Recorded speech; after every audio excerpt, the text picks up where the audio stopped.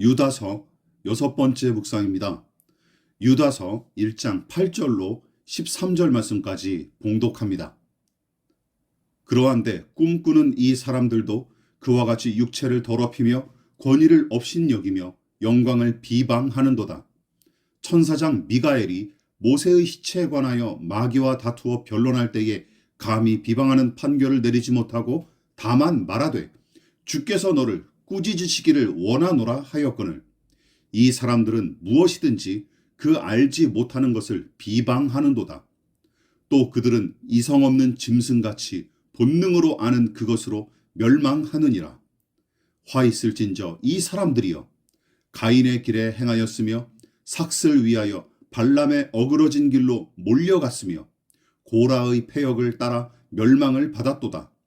그들은 기탄 없이 너희와 함께 먹으니 너희의 애찬의 암초요 자기 몸만 기르는 목자요 바람에 불려가는 물 없는 구름이요 죽고 또 죽어 뿌리까지 뽑힌 열매 없는 가을나무요 자기 수치의 거품을 뿜는 바다의 거친 물결이요 영원히 예비된 캄캄한 흑암으로 돌아갈 유리하는 별들이라.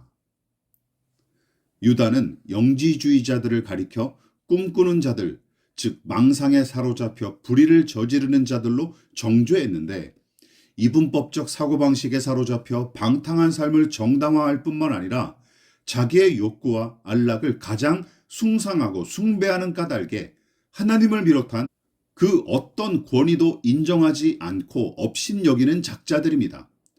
이 부분에서 유다는 외경 중 하나인 모세의 승천기의 내용을 인용했는데 천사장 미가엘이 모세의 시신에 관해 마귀와 논쟁한 거로 알려진 이야기입니다.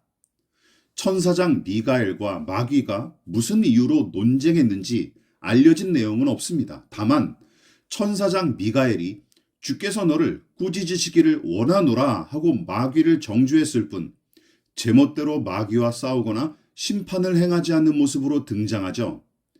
자, 유다가 모세의 승천기의 이 이야기를 인용한 까닭이 여기서 분명히 드러납니다.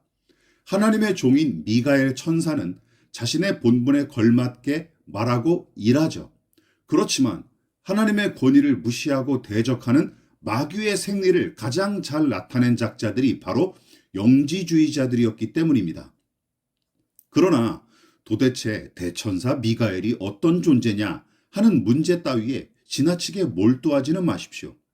성경에서 직접적으로 이름을 언급한 천사는 미가엘과 가브리엘 뿐이고 두 천사가 등장하여 활약하는 내용도 그 분량 자체가 매우 적습니다.